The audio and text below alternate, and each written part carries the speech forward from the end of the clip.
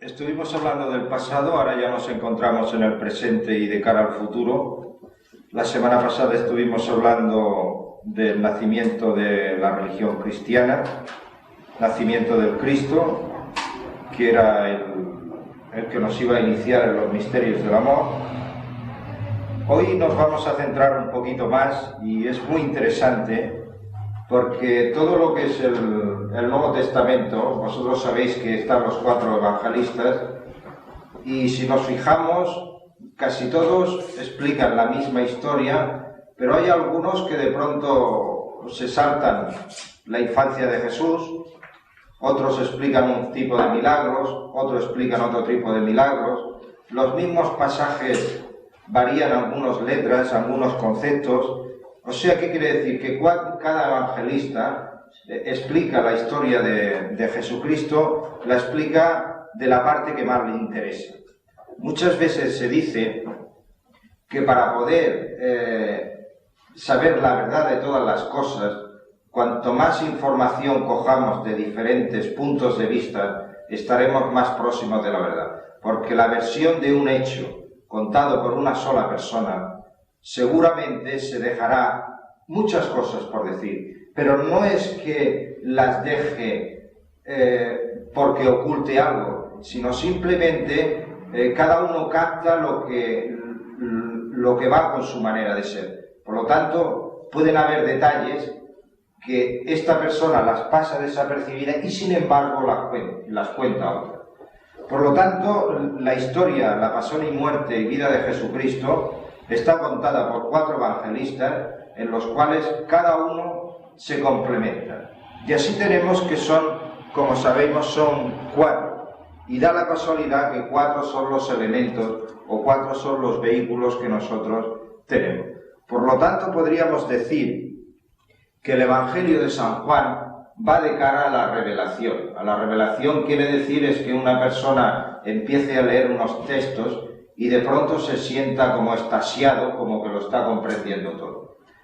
El Evangelio de San Juan, yo recomiendo que a los nativos de signos de fuego, de Aries, Leo y Sagitario, lo lean, porque les irá mejor que los otros. O sea que en el fondo lo que se ha hecho cuando están estos 4 evangelistas es explicar la vida de Jesucristo de manera esotérica para cada uno de los elementos, para que cada uno pueda alimentarse. Entonces, tenemos el de San Lucas, que va enfocada de cara a las personas muy sentimentales.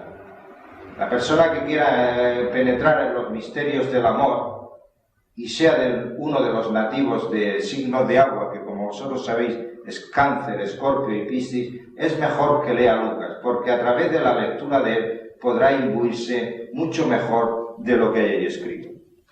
San Marcos va dedicado al intelecto, a las personas muy razonadoras, y los que les gusta la mente y razonar son los nativos de Libra, Acuario y Géminis. Entonces, las personas que sean nativos de uno de estos 3 signos, si quiere acercarse a Dios, lo que tiene que hacer es leer el de San Marcos. Y para aquellos nativos de elemento de tierra, Capricornio, Tauros y Virgo, que lean el de Mateo. El de Mateo, aparte que va dirigido a estos nativos de signos de tierra, al mismo tiempo es un compendio de todos los demás, porque si os fijáis y lo leéis, Mateo es una persona muy detallista, es la única que da el máximo de detalles, se recrea en la explicación, es como si hiciera una narrativa y en la cual estuviera explicando una historia, cuando los otros no les importa tanto de los detalles, sino mayormente se centran en las palabras, en los hechos y en los milagros. Podríamos decir que Mateo es el que más paja pone dentro del relato, pero claro, a los signos de tierra que les gusta tocar y les gusta comprender y les gusta la cronología de los hechos, Mateo le irá estupendo. El poder tratar de explicar el sentido esotérico de estos 4 evangelistas no se puede dar a través de una clase, por una sencilla razón, de que como cada alma tiene su punto evolutivo, y la verdadera enseñanza esotérica es oral, jamás escrita, quiere decir que cada persona que se ponga a leer uno de estos textos y tenga un conocimiento previo o vaya en pos de una búsqueda, aquello su corazón ya le hablará de lo que tiene que decir. Por lo tanto, lo que a mí mi corazón me hable no le servirá a otro. Es muy sencillo. Nosotros, para que una persona no se muera de inanición, tiene que comer, otro no puede comer por él. O sea que cuando las enseñanzas esotéricas están llegando al final, es un paso individualizado. No pueden haber normas ni reglas.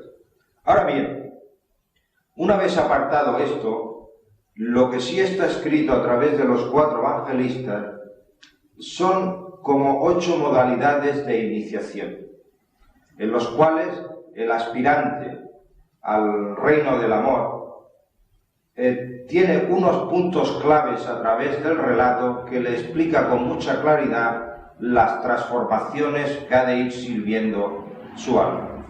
En el libro Iniciación Antigua y Moderna de la Fraternidad Rosacruz, acordaros que estuvimos hablando todo lo referente al Antiguo Testamento, picoteando en un lugar y otro, pues que a lo mejor en 4 o 5 años seríamos capaces de capítulo por capítulo, seríamos capaces de poderlos desvelar. Pero ahora en la parte de la iniciación moderna nos viene la iniciación cristiana mística, o sea que es la iniciación a partir del cristianismo. Cuando hablamos de iniciación, en Occidente se está acostumbrado a un tipo de iniciación, a un tipo como si unos maestros nos enseñaran o nos guiaran o nos dieran una fórmula para poder abrir los mundos invisibles. Esto nos viene de las iniciaciones antiguas orientales, del budismo y del hinduismo, en el cuales, como ya hemos quedado explicado otras veces, son las iniciaciones y las enseñanzas esotéricas de hace 4.000 y 6.000 años, en los cuales el ser humano todavía no tenía el vehículo mental y necesitaba de la ayuda exterior para poder dar algunos pasos. Pero desde la era de Aries Libra, que es el relato de Moisés, que el vehículo mental fue introducido en el vehículo humano, al ser humano se le dio ya la libertad de pensar, de razonar, y ese es el punto culminante de la libertad, en el cual se puede decir que Dios se retira y deja la obra para que el ser humano pueda continuar su trabajo. Pero decíamos que el vehículo de deseos estaba muy cristalizado y hacía falta que alguien rompiera esa cristalización.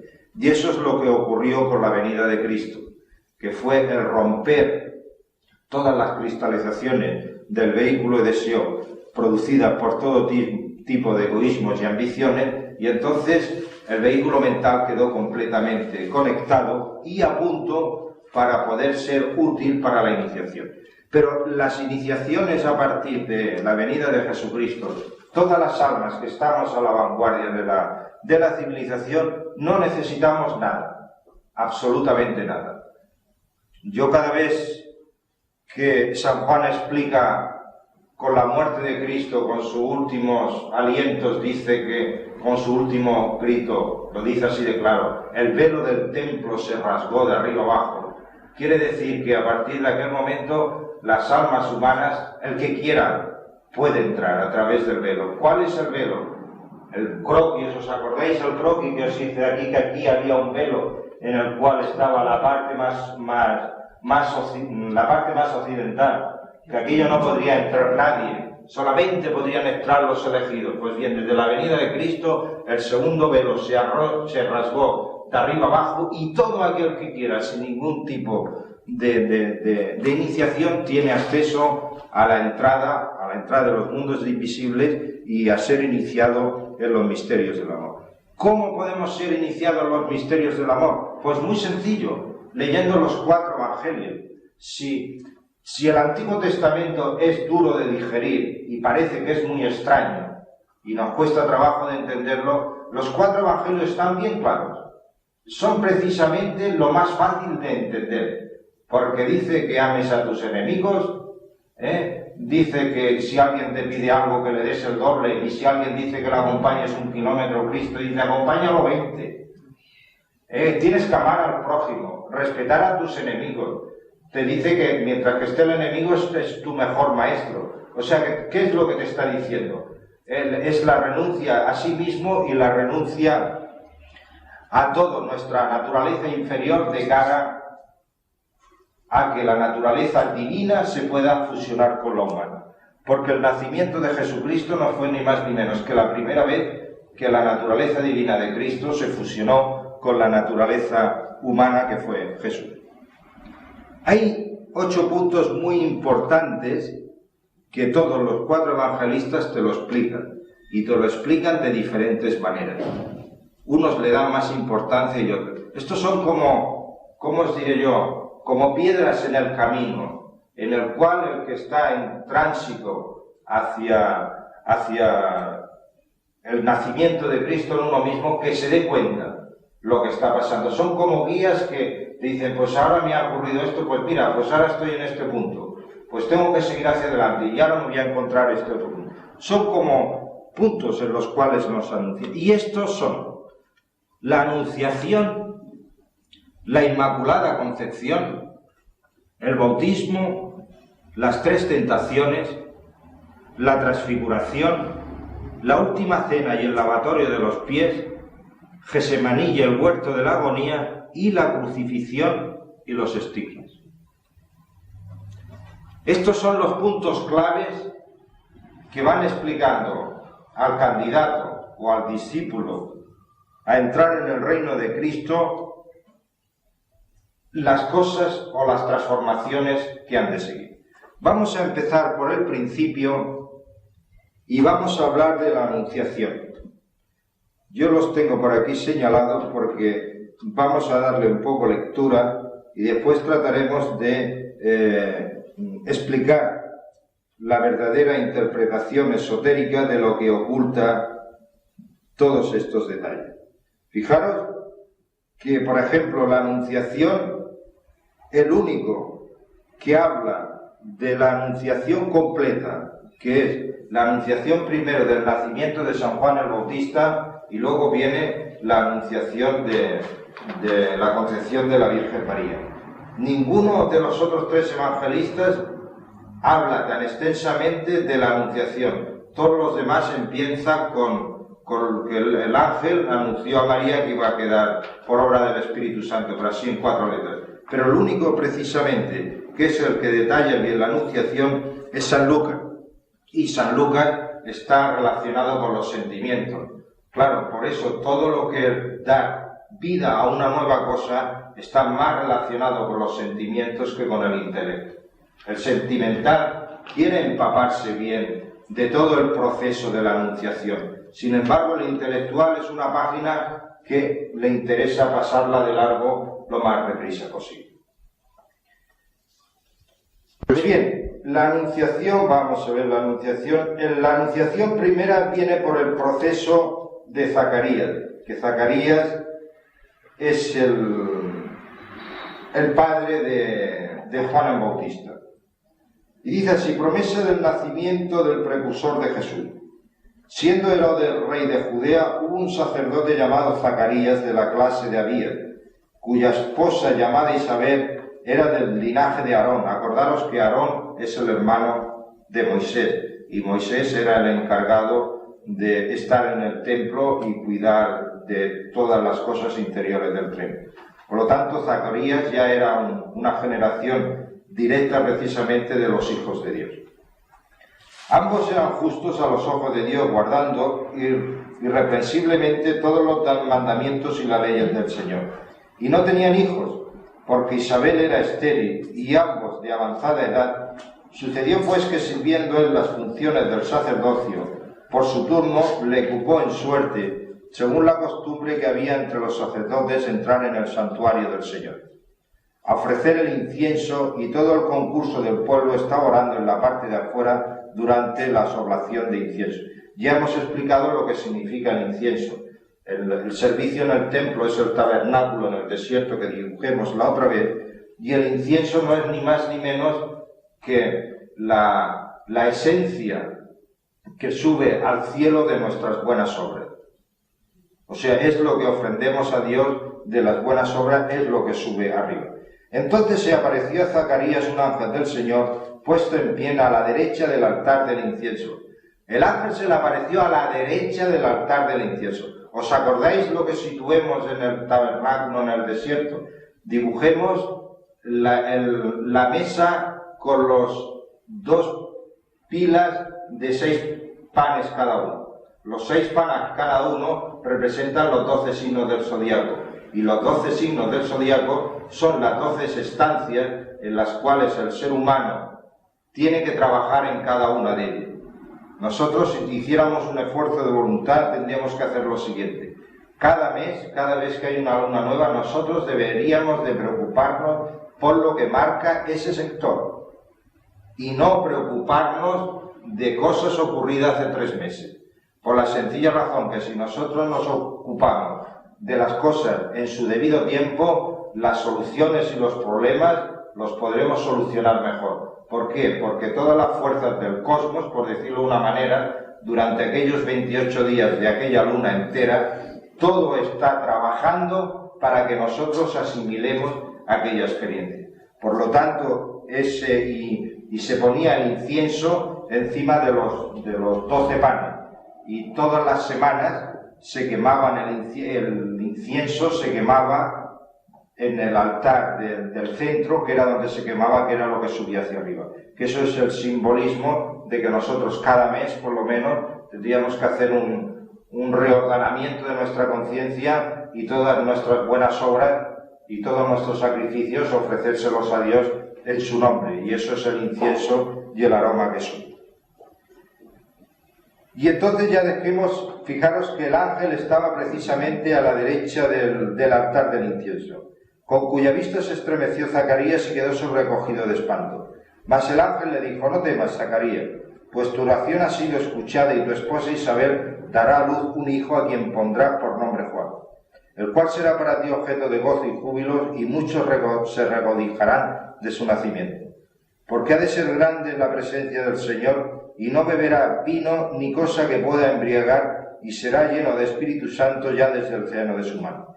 Y se convertirá a muchos de los hijos de Israel al Señor Dios suyo, delante del cual irá él con el espíritu y la virtud de Elías. Muchas personas dicen que la Biblia, el Nuevo Testamento, no habla del renacimiento, pero en realidad esto es uno de los pasajes en los cuales vemos que el que hizo el papel de Elías vuelve a renacer haciendo el papel de San Juan el Bautista.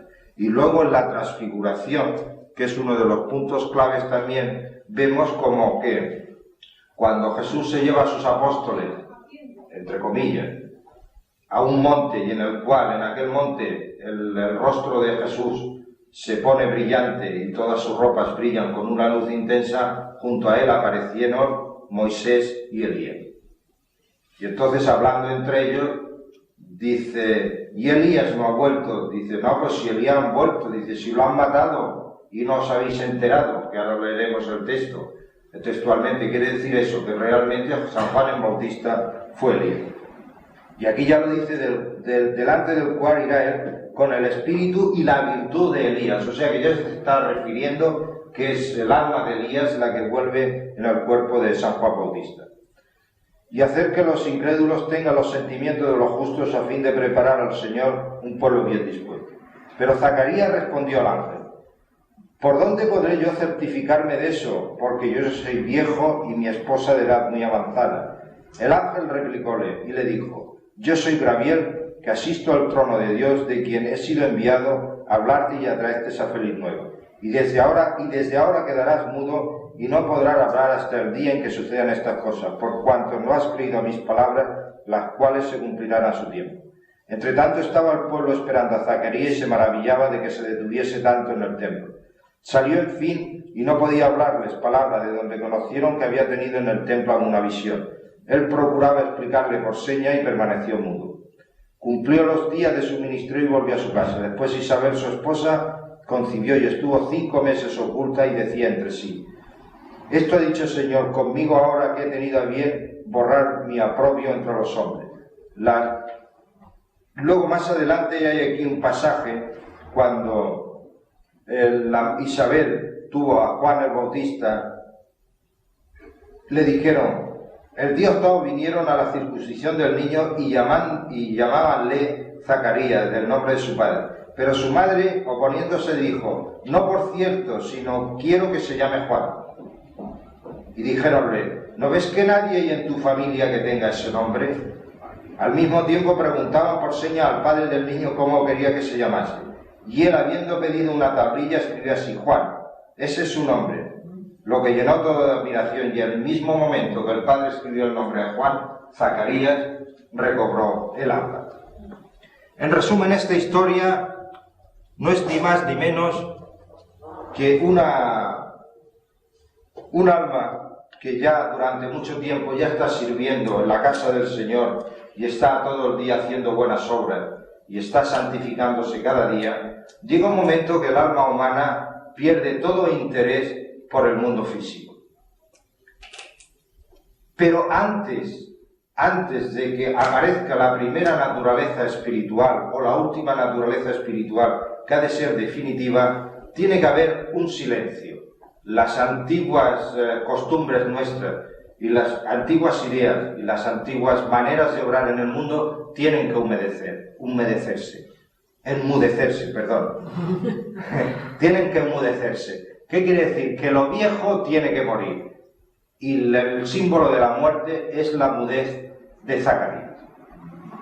Y luego hay otra cosa muy importante, que cuando vienen los familiares les dicen: ¿cómo es que no le pones un nombre de algún antepasado? Dice: no, me han dicho que le diga Juan. Pero ¿cómo es posible? Eso no puede ser. Eso también tiene otro significado. Es el símbolo de que toda persona que tiene la costumbre, a Dios gracias, cada vez eso se impera más. Ya se ha quitado la costumbre de poner el hijo, el nombre del abuelo, del tío y tal. Ya la gente ya lo que quiere nombres nuevos en los cuales no tiene ninguna referencia con su familia.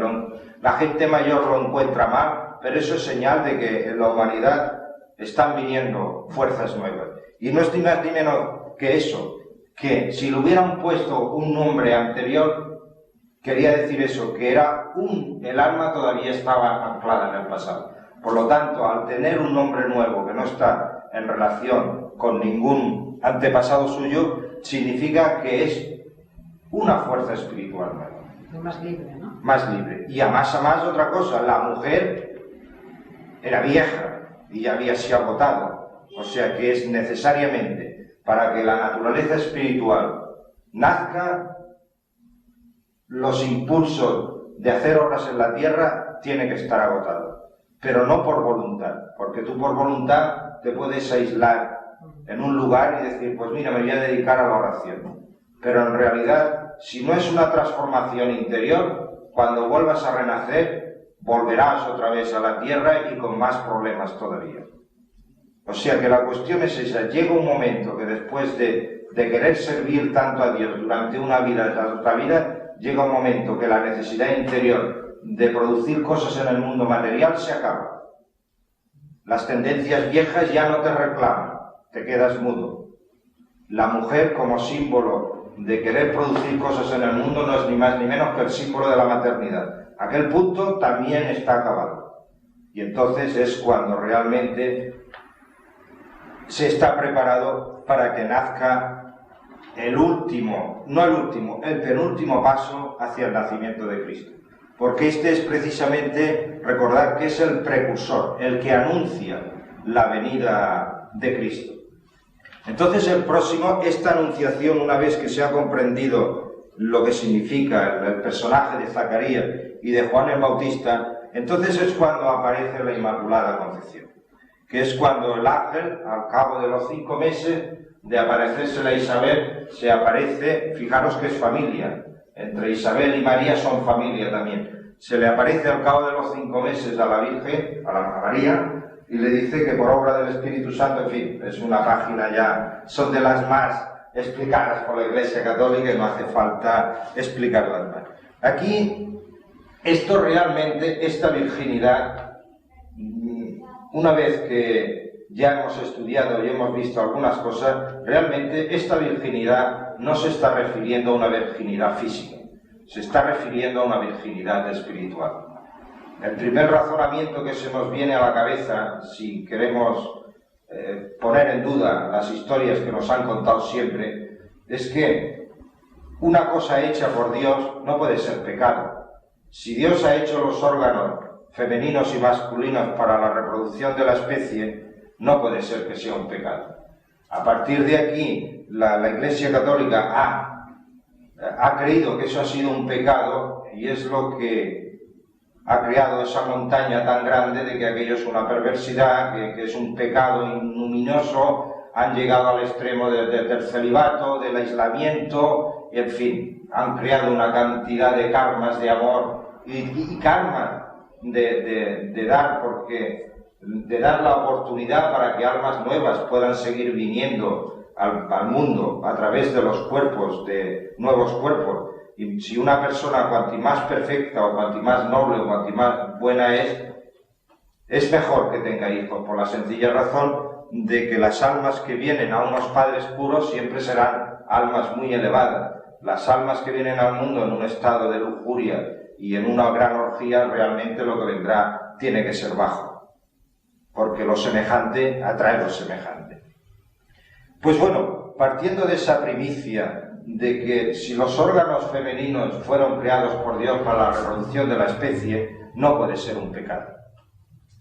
Pero hay una historia que, si volvemos al principio del Génesis, vemos como la serpiente se introdujo en el paraíso y tentó a Eva para que comiera de la manzana, que en realidad no fue ni más ni menos que fue el primer acto consciente sexual que tuvo la humanidad en un tiempo muy lejano. ¿Qué quiere decir? Que el primer contacto sexual consciente es provocado por un deseo.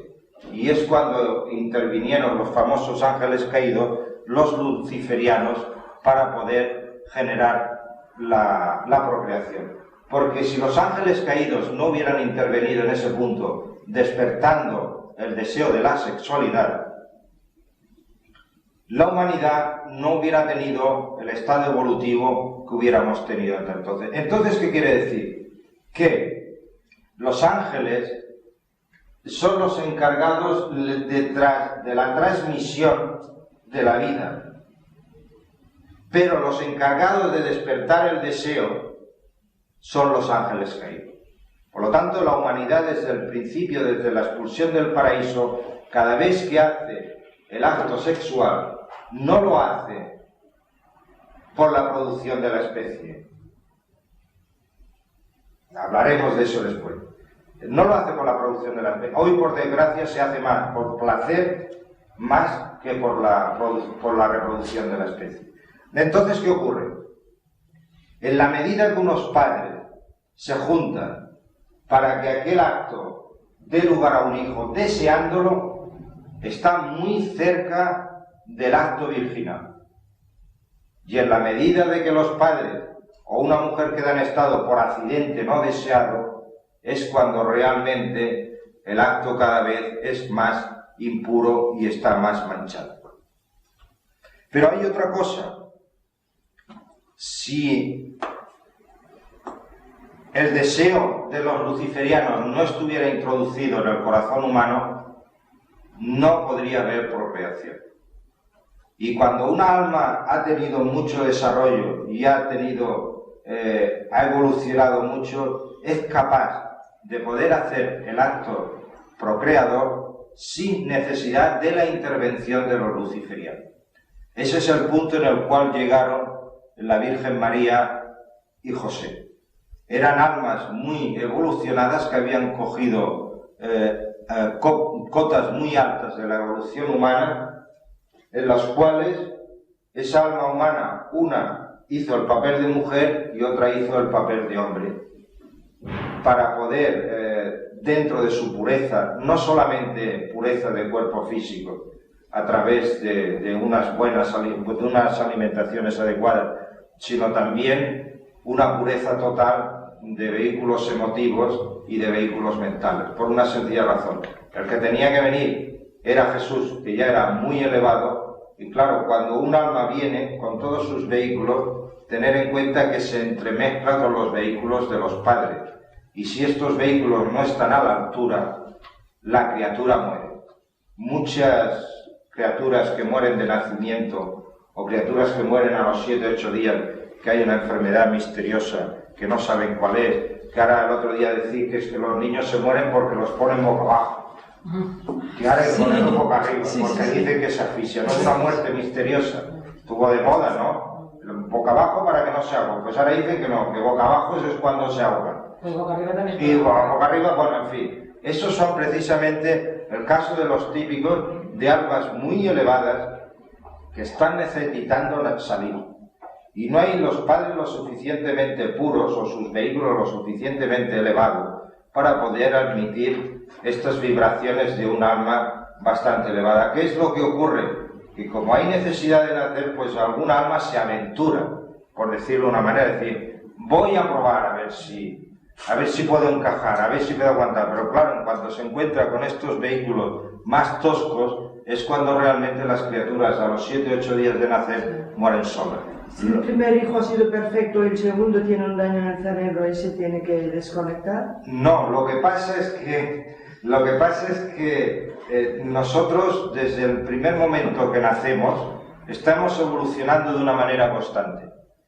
Y aunque haya diferencia de 2 años del nacimiento de un hijo a otro, es que el estado emocional ha cambiado de los padres. Y entonces el hijo que ha de venir es diferente. Nada más con la diferencia de 9 meses. Porque los planetas, porque nosotros cuando nacemos en el horóscopo tenemos ahí una serie de experiencias a vivir y una serie de cosas nuestras a desarrollar. Y eso se va desarrollando a través del tiempo. Y se puede encontrar que en 9 meses sea una frontera de una etapa para comenzar otra. A lo mejor podría coincidir aquellos famosos 7 años que cada 7 años estamos cambiando de historia. Son 5 años de diferencia del perfecto hasta el 5 años, cuando el perfecto, ¿qué años? Tenía 5 cuando nació. No, años usted. O bueno, la persona. No, el caso de, ¿sabe los años que tenía esta mujer cuando fue el primero? Menos de 30 y ahora ha pasado de 30. Y bueno, a lo mejor estaría en la frontera de 7 por 5, 35, estaría en la frontera del 4, no me extrañaría.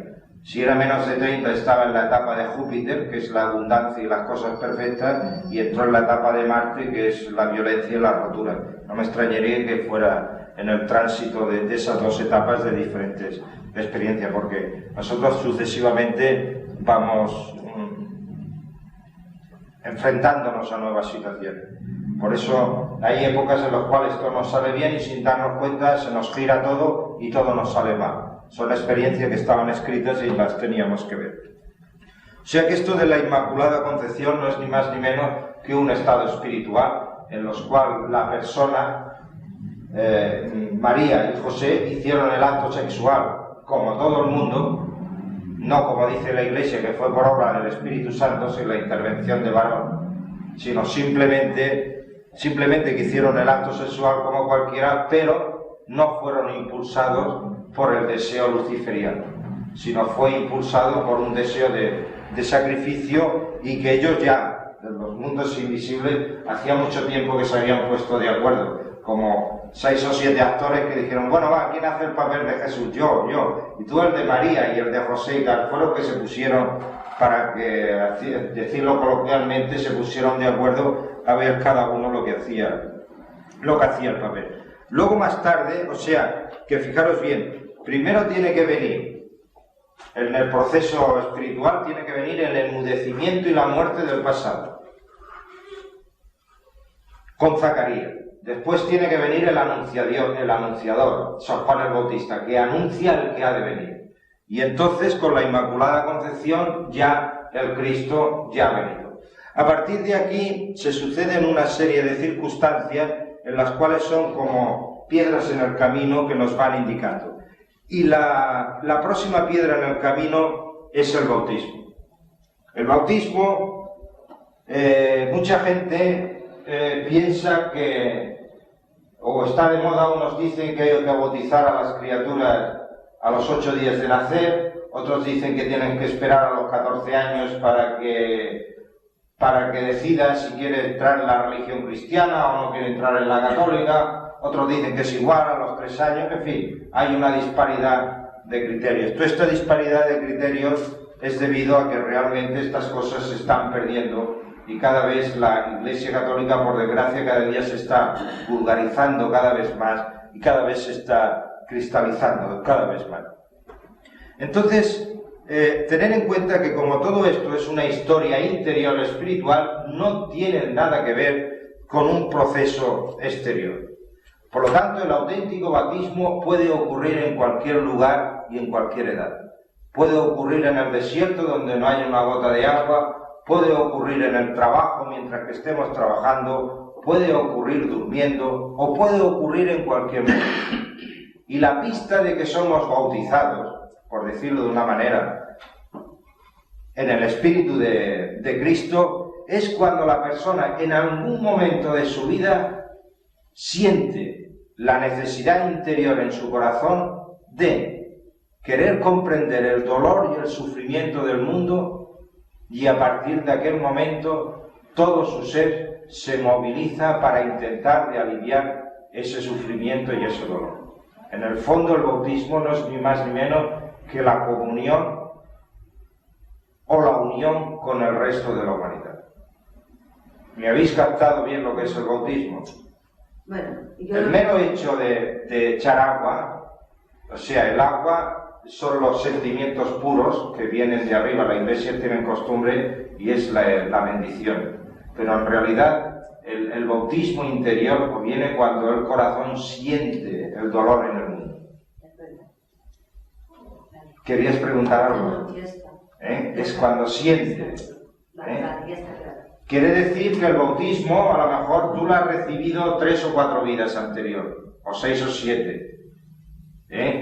Y entonces, en esta vida no recibes esa sensación, pero tú ya sabes que has recibido el bautismo hace mucho tiempo. Yo a veces, y no es por decirlo, a veces veo personas impedidas o físicas que la ves tullidas, porque yo hago los mercados por la Costa Brava y acostumbran a venir muchos extranjeros que los traen en sillas de ruedas, y bueno, hay algunas cosas te ponen los pelos de punta. Pues yo más de una vez o más de 2, no sé qué ha pasado, que verlo y me he puesto a llorar. O sea, verlos ha habido como una comunicación de corazón a corazón, y en aquel momento hay una comunión. Sientes el sufrimiento, sientes el dolor, sientes la gana de poderlo ayudar, y es que no puedes contener la lágrima. Ese es el auténtico bautismo.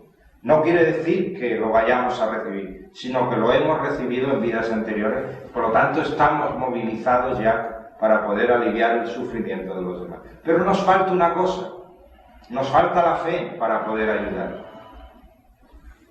Porque la fe, mucha gente, ya sabéis vosotros que en esto de la transfiguración, bueno, me adelantaré porque es que el tiempo se nos acorta y es muy largo y muy bonito.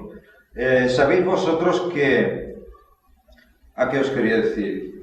A la fe, es un problema. No somos capaces de ayudar al sufrimiento del mundo, porque todavía no hemos llegado a la etapa de la transfiguración y la fe nace en nosotros.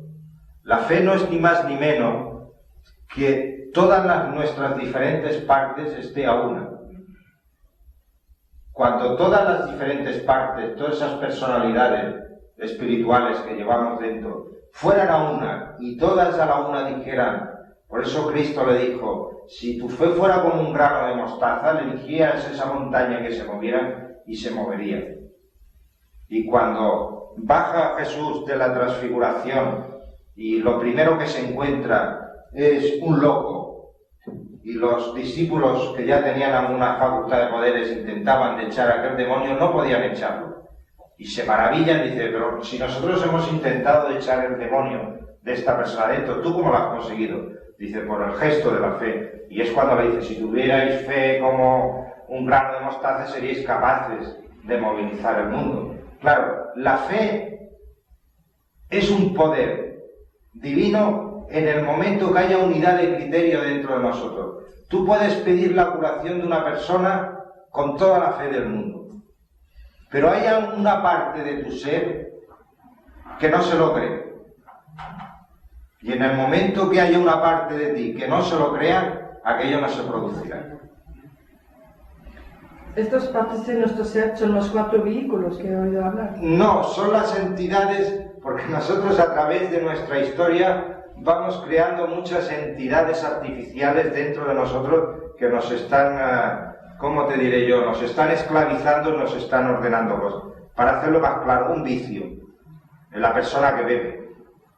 Bien, la persona que bebe, que quiere salir del alcoholismo, por decirlo de una manera, no puede salir. ¿Por qué no puede salir? Él ya quiere salir, pero su vicio ha creado una entidad dentro de sí, dentro de su psique, que se alimenta de aquel vicio, hasta que aquel que ha creado dentro de sí, esa personalidad que se alimenta, que es la que está obligando al vehículo físico a beber, no se unifica en el criterio de que lo puede hacer, no podrá salir del vicio. Cuando esa entidad que moviliza a beber, primero tiene que querer, o sea, es lo que dicen los médicos, para que un alcohólico que pueda salir, primero tiene que reconocer que es alcohólico. Entonces ya ha corrido el 50%, ¿no? Después tiene que empezar en marcha, y entonces ya pone en marcha, y si aplica voluntad entre la ayuda a los demás, lo puede superar. Pero claro, será el caso de que el ser dice, yo quiero librarme del alcoholismo, pero hay una parte de su naturaleza que todavía ni lo reconoce. Entonces, claro, ese es el punto en el cual nos salta. Ese es el secreto de la fe, la unidad dentro de nosotros mismos. Pero esa unidad nada más que es producida en nuestra alma con el nacimiento de Cristo.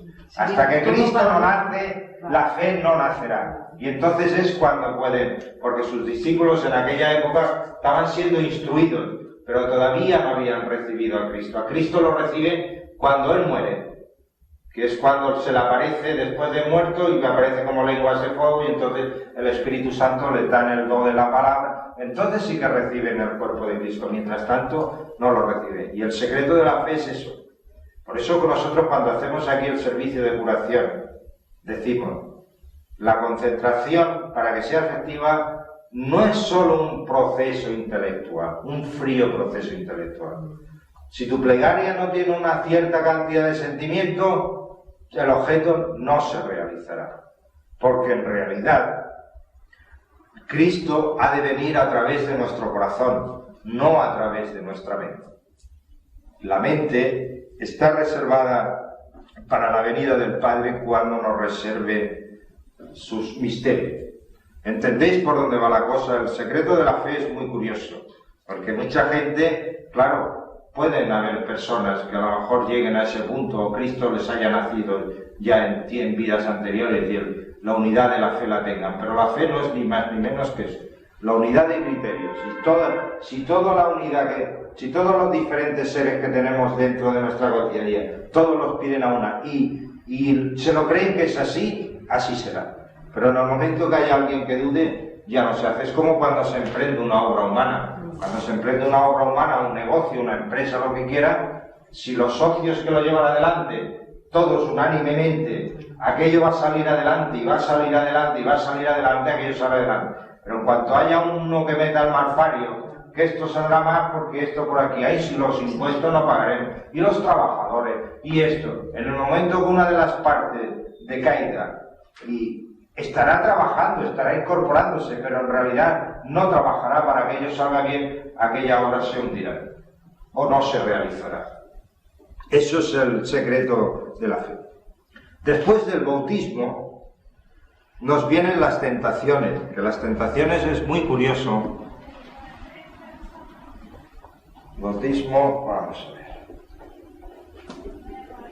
Después del bautismo automáticamente vienen las tentaciones.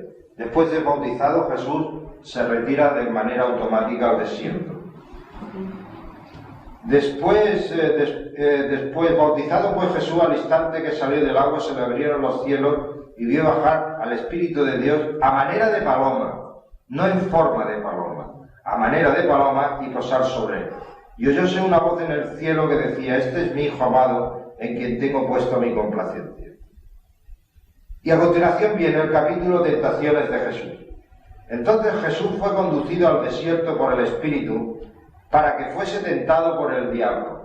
O sea que uno de los pasos a seguir adelante en el sendero, tienen que venir 3 tentaciones.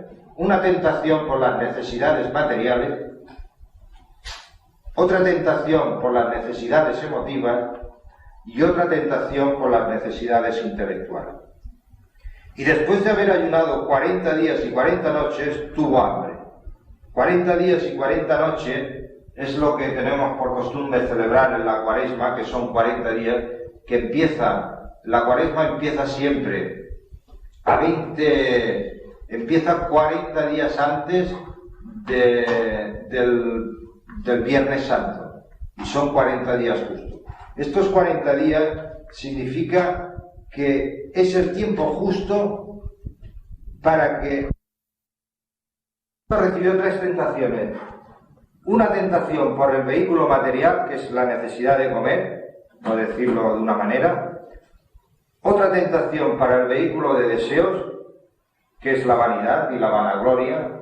Y otra tentación referida al vehículo mental, que es el intelecto, la inteligencia. Todo discípulo aspirante al Cristo, al llegar a la religión, al cristianismo, está sometido a estas 3 pruebas. Y son muchas las personas, muchas almas que han avanzado mucho en el sendero, que tropiezan en una de estas 3 piedras y entonces tienen que volver a empezar de nuevo, tienen que esperar a la experiencia post-muerte para darse cuenta que han sido probados y han fallado. Y estas tentaciones no hace falta que vengan, como dice aquí el libro, a través del diablo. Estas tentaciones te puede venir a lo mejor del mejor amigo o de la mejor persona en la cual tú confíes como una persona sabia, porque esto no se sabe por dónde ha de venir. O sea, estos 40 días es el tiempo justo que hace falta que el vehículo físico se debilite hasta tal extremo de que la conciencia humana esté de lleno imbuida y metida dentro de los vehículos, dentro de los mundos invisibles. Es la única manera. Si alguien quiere tener experiencias de los mundos invisibles, que haga un ayuno de 40 días que los tiene garantizados. Pero esto es muy peligroso. Es muy peligroso porque entonces vas a ver en realidad, porque aquí dice que fue reeditado en el desierto, pero San Juan dice que se retiró al desierto junto con la fiera salvaje. Cuando se habla en esoterismo fiera salvaje se refiere a los bajos instintos, a de los demás bajos. Por lo tanto, antes de enfrentarse hay que haberse purificado bastante, por decirlo de una manera, que querer entrar así a pelo, así como salgamos, porque entonces aquello puede ser brutal. Lázaro, la película de aquella, o sea, La última tentación de Cristo. Ah, sí, aquella es muy bonita. A mí me gustó mucho aquella película. La última tentación de Cristo. Aquello fue una maravilla. Está muy bien hecha. Sí, aquello sí. ¿La viste?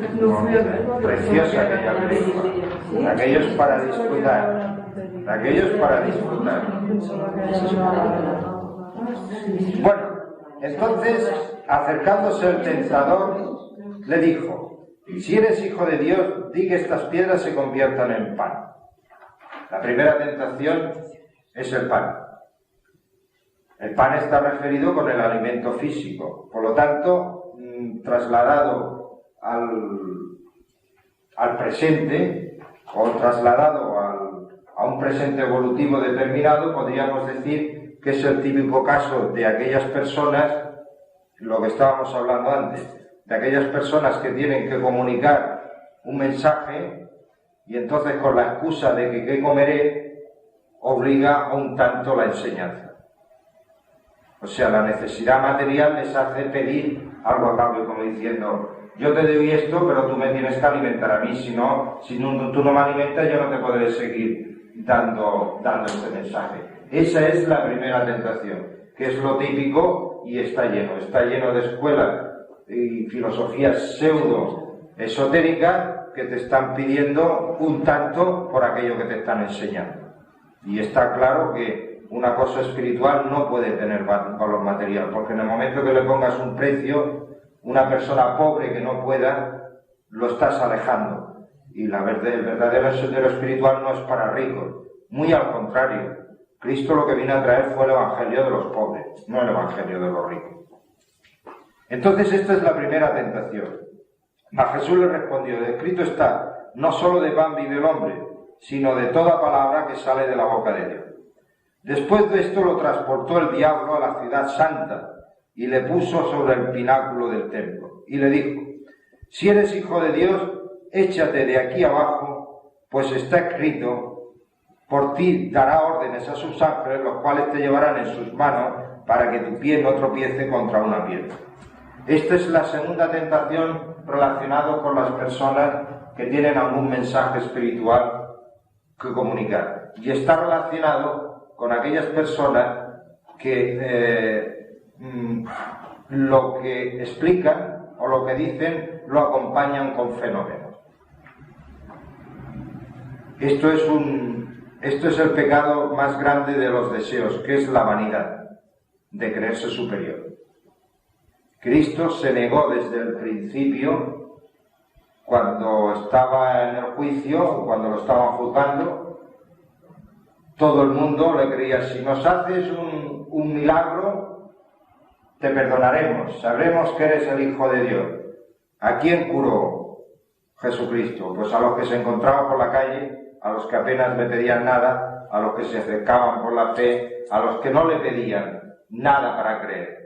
Pero cuando alguien pide algo para creer, es que realmente lo que quiere es un fenómeno. Pero ese fenómeno nada más que satisfará a su curiosidad, pero en realidad no le servirá para nada. Por lo tanto, este es el fenómeno. Está lleno de gente que dice que contacta con los extraterrestres, que le dicen este mensaje, la gente que dice que en una vida anterior era discípulo de Jesucristo y que él era San Pedro, o que era San Pablo, que se comunica con la Virgen, que le dice esto o lo otro. Estos en realidad son gente que están muy adelantados en el sendero, pero están siendo tentados por sus poderes, porque en realidad esta gente tiene facultades para contactar con los mundos invisibles. Y lo que ven lo transgresan de esta manera y empiezan a adornarlo de una serie de facultades y de hechos, creyendo que así la gente va a creer más. Lo primero cuando empezábamos, una persona que dijo: uy, qué bien lo explica, qué a gusto me estoy aquí. Y yo digo: mira, lo siento, digo, si tú vienes aquí porque yo me explico bien, no haremos nada.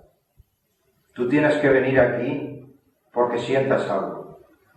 Porque mientras que estés aquí, porque te sientes bien escuchando lo que yo digo, porque tengo facilidad, la enseñanza no te sirve. Digo, suponte tú que yo mañana me muero, entonces que ya no sigues mal.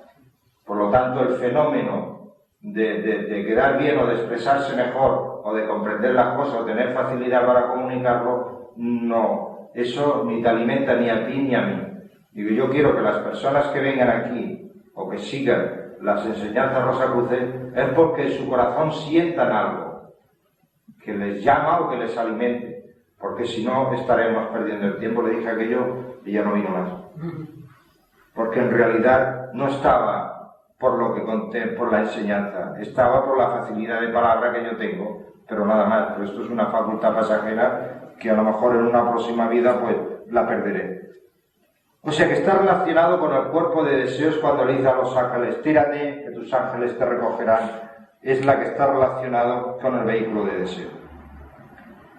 Pero todavía le subió el diablo a un monte muy encumbrado y mostróle todos los reinos del mundo y la gloria de ellos. Y le dijo: todas estas cosas te daré si postrándote delante de mí me adoras.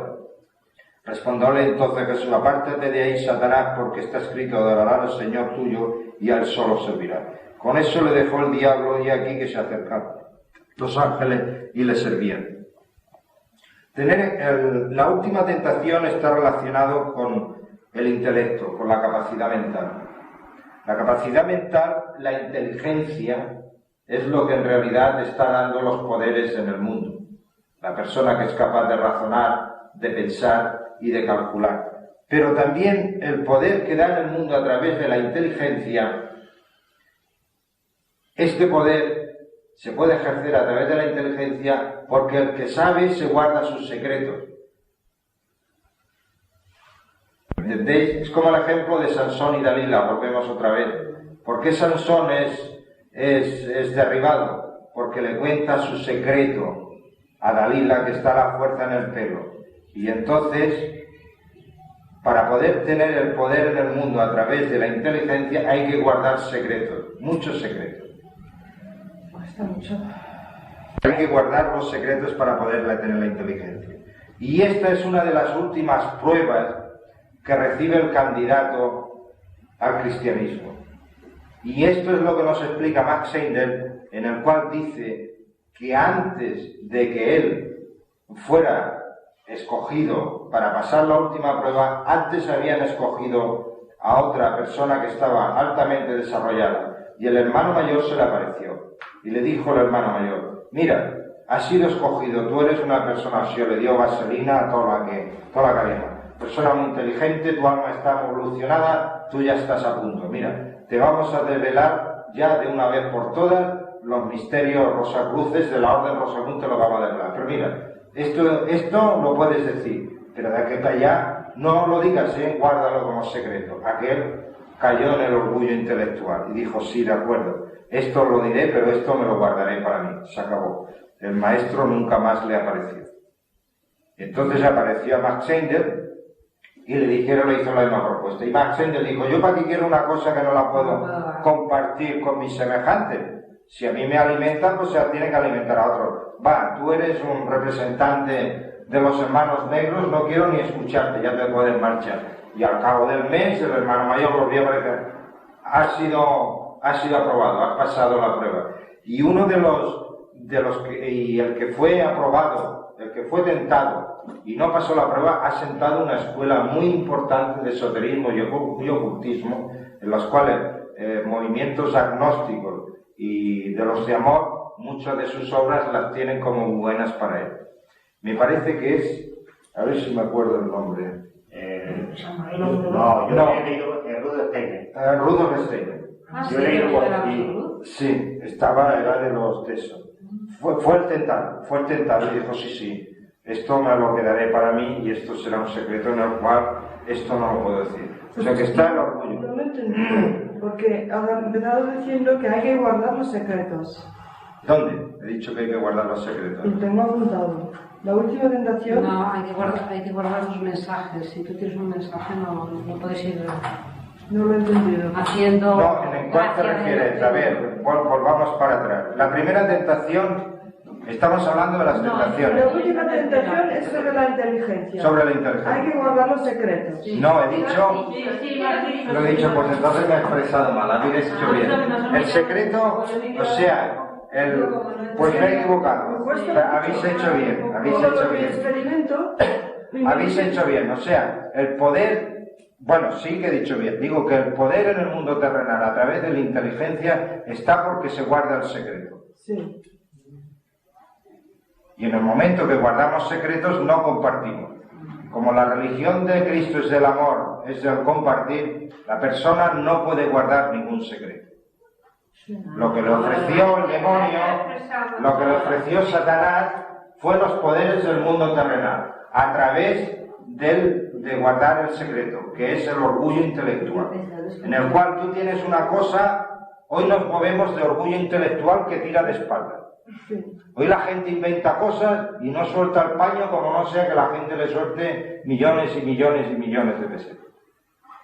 Es para mí una pregunta muy importante, porque yo tengo muchas experiencias desde que murió mi hija hace un año, especiales, pero tengo una necesidad de comunicarlos, y mi hijo, que ha estudiado filosofía, me ha dicho: mira, mamá, no tienes que contar nada, porque Maimónides dijo que conversación con Dios es con cada uno y Dios, y no tienes que contar nada a nadie. Eso es de la antigua iniciación, Yo el me estoy secreto. así porque no lo siento así. Si usted siente en su corazón que lo tiene que contar, cuéntelo.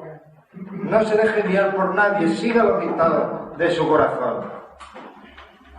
Siga los dictados de su corazón. Porque si la experiencia que usted está teniendo ahora, a lo mejor a lo mejor no explique el proceso textual tal y como él, pero puede sacar una esencia y un extracto que le puede servir a alguien para que vea. Gente incrédula de los mundos invisibles. Que a mi alrededor, si yo cuento esto, conocen a las personas, los que me aparecen, Claro. y les Claro. están hablando. Lo que Claro. ellos no los reciben, pero ellos sí. Claro. Si usted hay que seguir, por eso Cristo vino todo fuera. Él nos vino a traer la religión del amor y la libertad, y que siguiéramos los dictados de nuestro corazón. Si seguimos el dictado de nuestro intelecto, el intelecto te está diciendo el secreto. Todas, y no es por ofender a nadie, todos los movimientos religiosos que están anclados y estudiados en el Antiguo Testamento es la ley, es el secreto, hay que mantener el secreto, no se pueden divulgar los secretos. Pero desde la venida de Cristo los secretos se han terminado, hay que comunicar con los demás, hay que amar a los demás, hay que compartir. Y si uno tiene una cosa buena, tiene que dar lo bueno, no va a tirar las cosas podridas. No sé, mi mujer, donde antes hacíamos las clases, allí nació, y su madre, pues al lado suyo había un cura, y ya contó muchas veces, el cura un día llega y dice, toma estas cereras tan buenas que está, y estaban todas podridas. Y cuando su padre vio aquello, dice, pero ¿será posible este tío que me dé las cireras que están con cucos? ¿Pero eso qué? Eso no es ni amor ni es nada. Hay que dar lo mejor de cada uno. Se va yo que tendría 4 o 5 años. Eso es un caso típico de lo que es. Eso no es. Ese cura estaba viviendo con la ley antigua todavía y no estaba todavía comunicando con la ley de Cristo. O sea que él lo dejó bien claro. Nosotros tenemos que seguir los dictados de nuestro corazón. Y si en nuestro corazón nos siente y nos impulsa a que aquella experiencia que a nosotros nos ha abierto muchas cosas, tenemos que comunicarlo a los demás. Ahora, si su hijo es de un movimiento... No, estudió eso. Ahora estudió eso y a lo mejor se ha quedado imbuido, tú le dices, cuando hables con él, desde que ha venido Cristo se han acabado los misterios. Hay que seguir los dictados del corazón y hay que compartirlo todo. No podemos ser egoístas, porque si no, ese conocimiento se nos convertirá en gusano. A la larga nos corroerán las entrañas. Por eso es la religión del amor, es la religión de la libertad. Bueno, luego tenemos otro punto muy importante, que es la transfiguración. La transfiguración ya hemos leído algo, y en el cual está relacionado con la fe. Fijaros, dice, la transfiguración y segunda venida de Elías. 6 días después tomó Jesús consigo a Pedro y a Santiago y a Juan, su hermano, y subiendo con ellos solo a un alto monte. Esto quiere decir que Jesús por primera vez cogió de la mano el alma de estos apóstoles y se los llevó para arriba, porque precisamente se transfiguró en su presencia, de modo que su rostro se puso resplandeciente como el sol y sus vestidos blancos como la luz. Esto significa que esta experiencia de este pasaje no fue en el mundo físico, fue en el mundo etérico, y en el cual, y al mismo tiempo, se le aparecieron Moisés y Elías conservando con él. Esto es una experiencia de la cual Jesús se lo llevó al mundo invisible para que pudieran ver las cosas de porvenir, las cosas que no ven. Entonces Pedro, tomando la palabra, dijo a Jesús, Señor, bueno es estarnos aquí, si te parece, formemos aquí 3 pabellones, uno para ti y otro para Moisés y otro para Elías. Todavía estaba Pedro hablando cuando una nube resplandeciente vino a cubrirlo, y al mismo instante resonó desde la nube una voz que decía, este es mi querido Hijo en quien tengo todas mis complacencias, y a él habéis de escuchar. A cuya voz los discípulos cayeron sobre su rostro y quedaron poseídos de un gran espanto. Mas Jesús llegó a ellos y los tocó y les dijo, levantaos y no temáis. Y alzando los ojos no vieron a nadie, sino solo a Jesús. Esto no es ni más ni menos que una primera experiencia de los apóstoles, como repito, en los mundos invisibles, que es precisamente el resplandor en el cual tiene el vehículo etérico, que es el vehículo del alma, en los cuales el Baksen, a través de toda su filosofía, está hablando muy a menudo de la forma y el color y la brillantez que tiene el vehículo etérico en el cual funcionaremos en una próxima vida o una vez que seamos discípulos o bien podamos trascender hacia los mundos invisibles a través del servicio hacia los demás. Oración de un... ¿Tendría algo que ver con el velo este? Sí, claro, el velo, sí. A partir de este momento, haciendo buenas obras, por decirlo de una manera, viviendo a través del amor, es cuando nos podemos ir, es conforme el velo se rasga y podemos entrar tranquilamente porque las puertas del templo están abiertas de par en par para todo aquel que quiera pasar.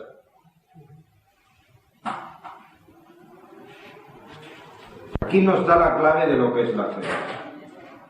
¿Qué es esto que dice maldición de la higuera? Perdona, ¿eso está enchufado? No, esto. No, esto de aquí. Ha sido fuera. Maldición de la higuera. Dice, la mañana siguiente, volviendo a la ciudad, tuvo hambre y viendo una higuera junto al camino, se acercó a ella, en la cual, no hallando sino solamente hojas, le dijo, nunca jamás de ti fruto, y la higuera quedó seca en un instante.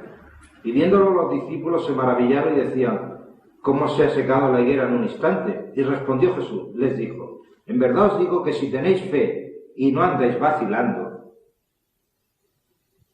no solamente haréis esto en la higuera, sino que aun cuando digáis a ese monte, arráncate y arrójate al mar, así se hará. Sería aquello de que tenemos vacilando, tiene que haber una unidad de criterio dentro de nosotros, no podemos... Todo a una, ¿no? Todo a una, ese es el milagro de la fe. Y todo cuanto pidierais en la oración, si tenéis fe, lo alcanzaréis. Cuando alguien pide la curación de otro, o uno mismo que tiene una enfermedad de cáncer, pide a Dios que lo cure, tendrá mucho sentimiento, pero habrá una parte de su parte, porque como los médicos le han dicho que eso es irreversible, que se ha de morir, hay una parte de ese que dice que no tiene cura. Se puede pedir, porque yo últimamente lo que no me apetece es pedir, siempre digo, hágase tu voluntad, en la mía, ¿no? Bueno, hay muchos tipos porque pienso que igual para esa alma no tengo que pedir esto, ¿no? No, hombre, mejor pedir siempre se ha de pedir. Pedir siempre se ha de pedir. O sea, yo puedo pedir para alguien que se cure. Sí, puedo claro, pedir, no estoy infligiendo ninguna... No, y para ti mismo también, ¿por qué no? Todo lo que sea la restauración de las armonías es correcto. O pedir, por ejemplo, lo que no se puede pedir es para que te toquen la lotería. Ya pruebe una persona y esto... También, ¿no? Sí, para pedir, para la restauración de las armonías, sí. O para pedir para que los otros se sometan a tu voluntad, porque a lo mejor uno cree que uno es el bueno y los demás que te rodean son los malos. Pedir para que otros vean lo bueno que tú eres o que los otros cambien, no. O sea, para pedir cosas materiales y mundanas, no. Para pedir cosas que restauren las armonías, sí.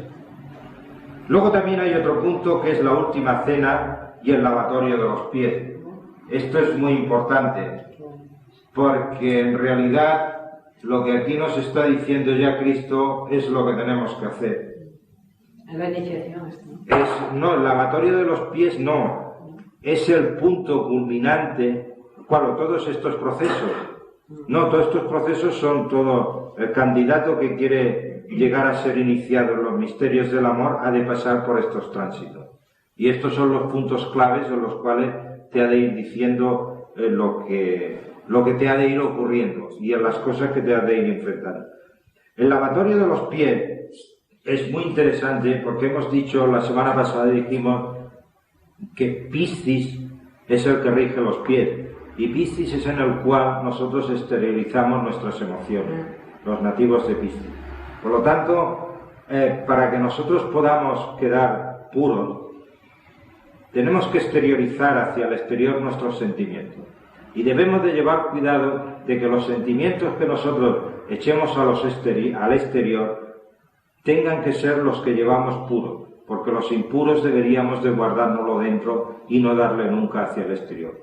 Y entonces lo que está haciendo Cristo con el lavarle los pies a sus discípulos no es ni más ni menos que a partir de la venida de Cristo, a través de la fe y a través del bautismo, que es una de las primeras cosas que ocurren, Cristo con su propia fuerza, si nosotros nos guardamos nuestros deseos impuros, Él solo te hará el trabajo de purificar lo impuro emotivo que llevamos nosotros dentro. Y tenemos que llevar cuidado de exteriorizar solamente lo que es puro. Y es más extenso, pero el tiempo se nos está alargando bastante. Yo espero que vosotros lo leáis, y también si alguno de vosotros tiene el libro de Kabbalah de iniciación a los evangelios, leer de los evangelios, os lo leáis porque es muy profundo, es para almas que están muy adelantadas en el sendero, pero es igual, el caso es leerlo, y una vez, y otra vez, y otra vez, y al cabo de leerlo 8 o 10 veces se acaban pillando muchas cosas. También el lavatorio también es el significado de que lo más elevado que hay, el ser más elevado, para poder seguir ascendiendo, tiene que humillarse y servir a los inferiores. Fijaros bien. Sería como para una persona que es racista, pues aquello que dice casarse con alguien de exacto, inferior. Eso es. Trabajar la humildad. No es ni más ni menos que el gesto de la humildad. O bien se acepta la humildad voluntariamente, o bien el alma humana es humillada.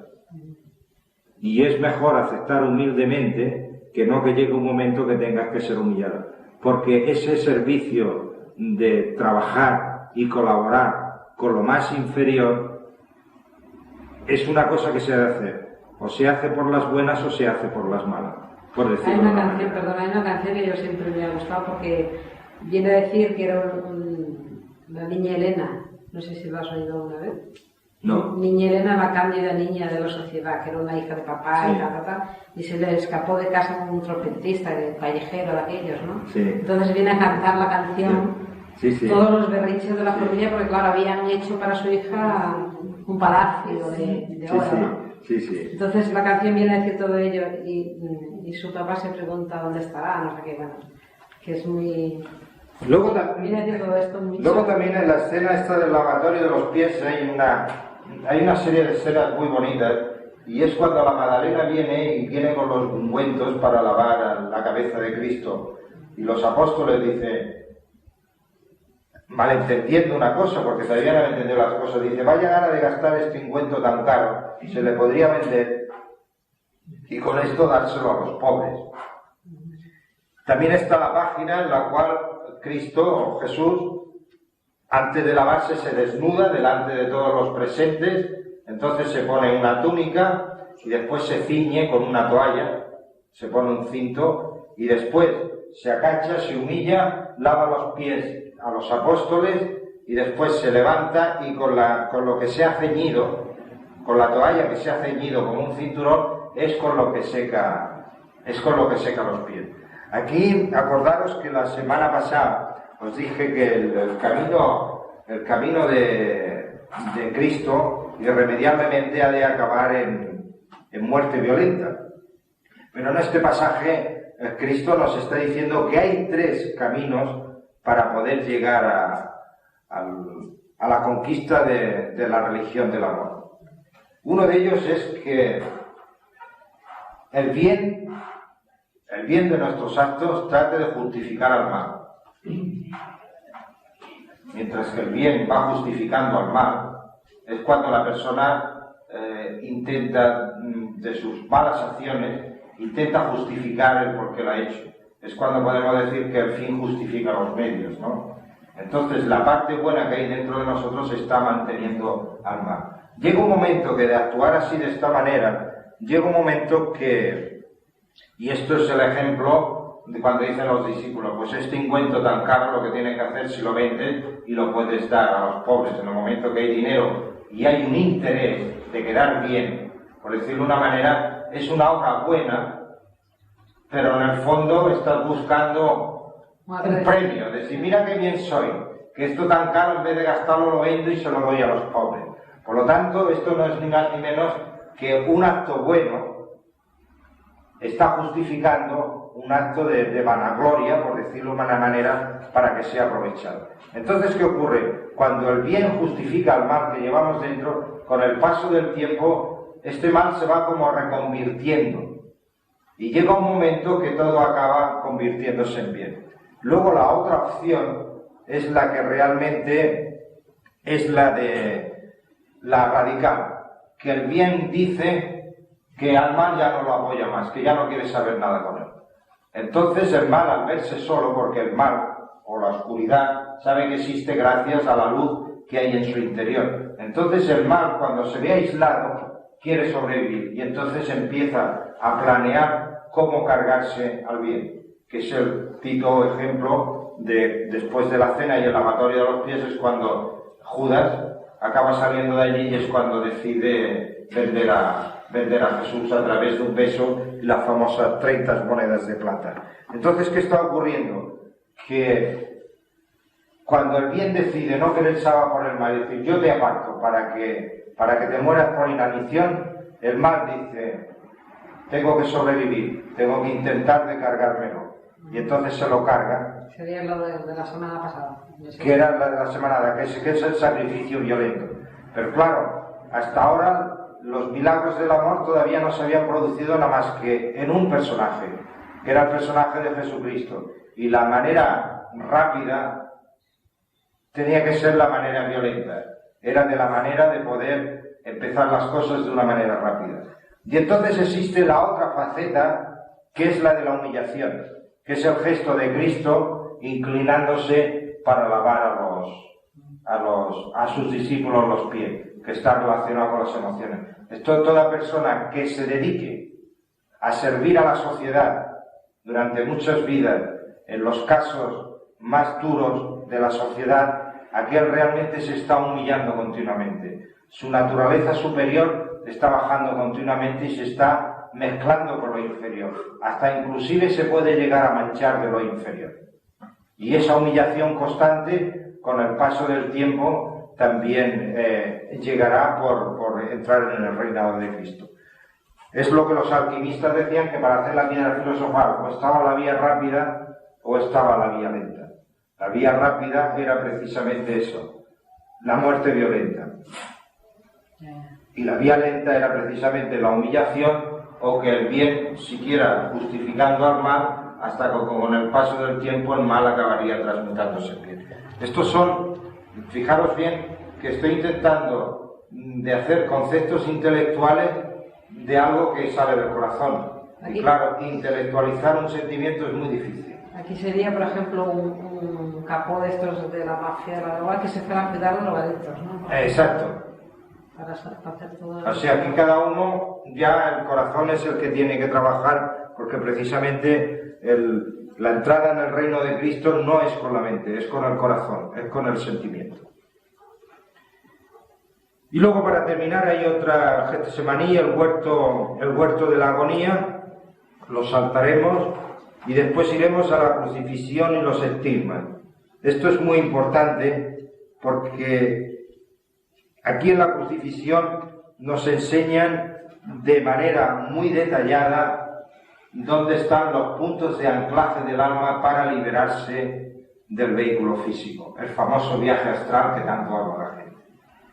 Hay dos maneras, o sea, está el ocultista, que a través del estudio del razonamiento es capaz de desenganchar estos puntos de engancho con el vehículo físico, y entonces está el místico, que es también que desengancharlo. Pero el místico, como no sabe lo que está ocurriendo, es cuando aparecen en muchos santos que han parecido los estigmas en las manos y en los pies. Estos estigmas acostumbran a producir, las personas santas acostumbran a producirse siempre precisamente en primavera, que es cuando las fuerzas crísticas están desenganchándose de la tierra para poder elevarse hacia los mundos superiores. Y este proceso a nivel individual de las personas también ocurre.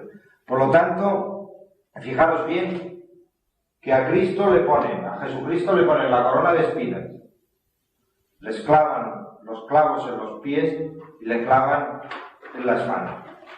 Y luego le clavan una lanza en el costado también. Esto quiere decir una cosa, que los puntos de enganche del alma o del vehículo del alma, lo que la gente habla del mundo astral, tienen puntos de enganche en las manos, en los pies, en la cabeza y en el costado. ¿Dónde le hacen la lanza en el costado? ¿En el derecho o en el izquierdo? ¿Os acordáis? ¿Dónde se ven los cuadros? En el derecho, que es el deseo, que es el vórtice del automosimiente del hígado, que es donde tenemos el centro de... No es bien en el derecho, está mayormente aquí en las costillas. Está en las costillas. O sea, es el centro. O sea que esos puntos, o se pueden desenganchar a través del conocimiento oculto o a través del éxtasis del cristiano místico, a través de la pasión de quererse elevar a Dios. El místico acaba, como el vehículo etérico todavía forma parte de materia del mundo físico, acaba por romper la materia física y acaban sangrando. E inclusive han habido, también leí en una revista de más allá que había una mística del siglo pasado, me parece que era francesa, que tenía los estigmas en el mundo invisible y a voluntad suya ellas lo podía hacer aparecer y desaparecer para aquellos que querían venir a vérselo. O sea que no siempre.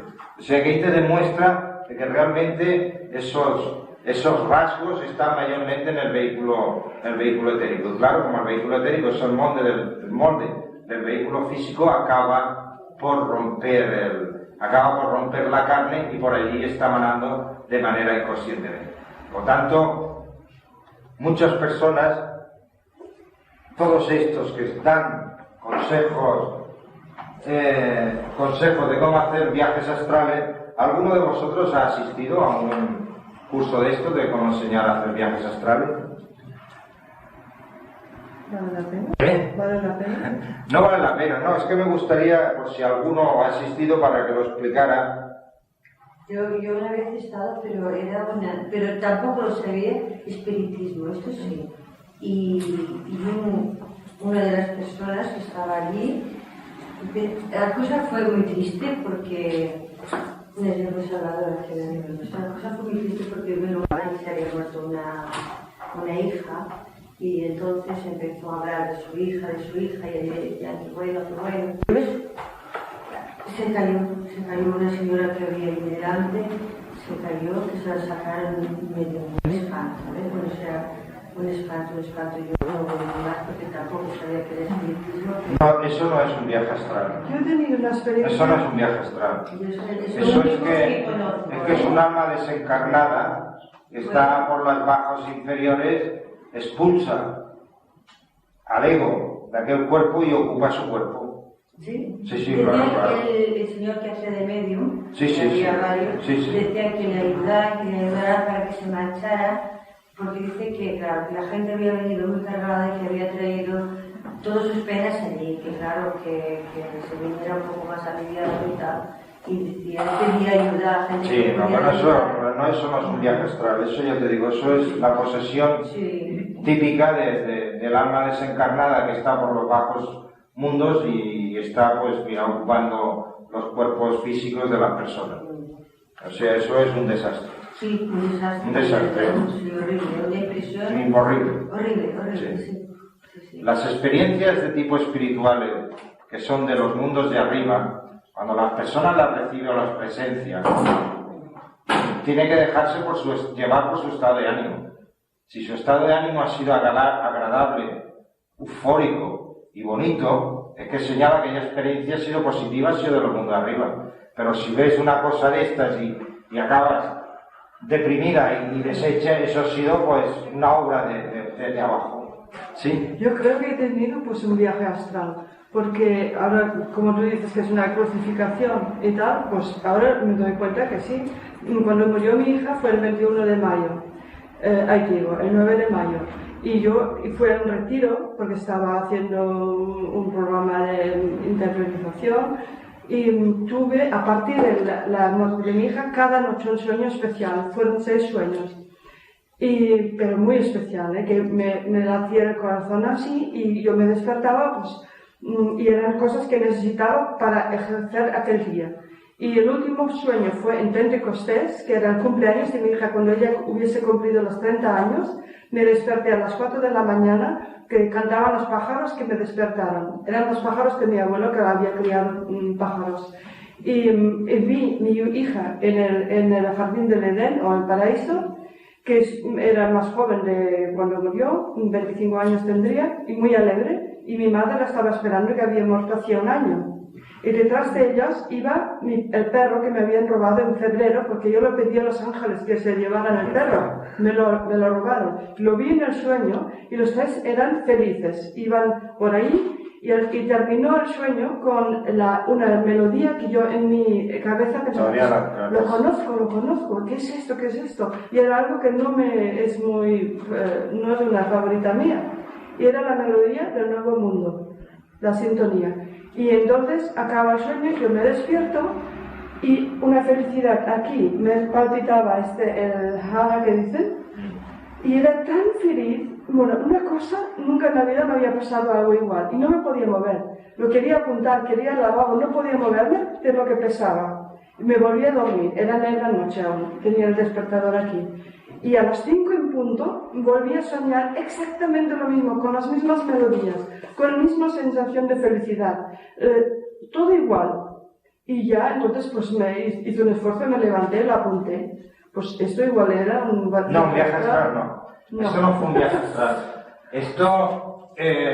Esto fue que todos cuando dormimos vamos a parar a los mundos invisibles. Vamos a parar, pero no en viaje astral, sino en abertura. O sea, en abertura a través de nuestros vehículos invisibles, como abriéramos ventanas. Por decirlo de una manera, abrimos ventanas hacia los mundos invisibles. Y a ti lo que te pasó es que realmente tu hija tenía que ser un alma muy elevada cuando en tan poco tiempo después de su muerte estaba en el paraíso. Realmente estaba en el paraíso. Y tú estuviste aquel día en estado emocional, estuviste en el paraíso con tu hija. Y estabas transmitiendo la felicidad. Porque no estabas en tu cuerpo. Sí. Y no es un viaje astral. No es un viaje astral. Un viaje astral es una cosa que te tienes que ver salir, tienes que ver tu cuerpo estirado en la cama, te lo ves como lo vas abandonando y lo ves con el color de muerto, luego todo consciente, luego tienes el guardián del umbral que está en la puerta que no te deja pasar, que es muy espantoso, y en fin, no es un viaje. Fue simplemente una gracia. No, una gracia no una gracia, es que todos cuando dormimos nos vamos a los mundos invisibles. Pero que fuera su cumpleaños, fuera Pentecostés. Eso simplemente es que por la noche nosotros, o sea, por decirlo de una manera, para decirlo más claro, el viaje astral toda la noche lo hacemos y despertamos en un punto determinado. Despertamos. O sea que para hacer un viaje astral, todo cuando vamos a dormir, el alma sale del cuerpo de las personas, de todos sin excepción. Claro, ese tránsito es inconsciente porque tiene muchos peligros. Y entonces unos despiertan en el cielo, otros despiertan en el mundo mental y otros despiertan en los mundos inferiores, que es el purgatorio y el infierno.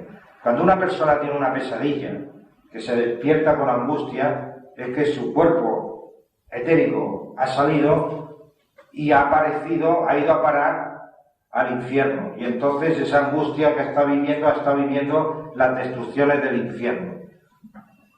Y tú aquella noche y saliste de tu cuerpo y de manera inconsciente llegó un momento que despertaste en el primer cielo. Y allí estuviste con tu hija. Y claro, si el primer cielo es un lugar de felicidad donde las emociones son curativas y purificantes, por decirlo de una manera, pues claro, tú estabas transmitiendo a tu vehículo físico a través del cordón, estabas transmitiendo toda la felicidad que existe en el cielo, toda la felicidad. ¿Y que fue 2 veces? Sí. Exactamente igual. Sí. Transmitiendo la felicidad por completo, pero ese viaje, aparecer en el mundo, ese viaje astral que hacemos todos, lo hacemos sin salir del vehículo físico. no sé cómo, es como traspasar una dimensión a otra y no hace falta ni salir. El auténtico viaje astral es el que sale y tú ves a tu cuerpo como lo dejas, como cuando vas en coche que lo dejas aparcado y vas caminando y vas mirando para atrás y allí dejas tu coche y te vas y te desplazas y luego vienes al coche, abre y entra. Eso es verdadero viaje astral. Pero todos estos viajes se hacen viajes astrales, pero se producen dentro de sí. Porque en el mundo físico hay distancia, pero en el mundo de la visión hay distancia. Y entonces dentro de ti misma puedes estar en el mundo del deseo. Ahora, una cosa es muy interesante, de que tú tienes un éter reflector muy desarrollado cuando traes memoria de esas experiencias. Sí, lo sigo teniendo, voy escribiendo todos. Eso es señal de que tu éter reflector está muy desarrollado. Me está guiando de una forma increíble. No, eso es el éter reflector. Y a lo mejor, pues mira, a lo mejor eso, vaya esto a saber hacia dónde.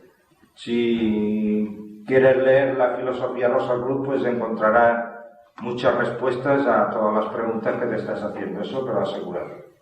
Sí.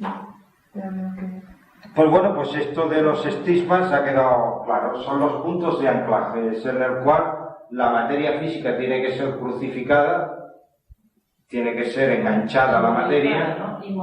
inmovilizada para que el vehículo etérico junto con el alma pueda salir. ¿Y cómo queda clavada el cuerpo físico? A través del sufrimiento. O sea, es el último karma, por decirlo de una manera, por recibir. Tú tener en cuenta que el símbolo de la cruz no es ni más ni menos, el símbolo de la cruz no es ni más ni menos que Capricornio, Aries, Cáncer y Libra. Es la terminación del círculo, en el cual la persona renuncia ya a los deseos,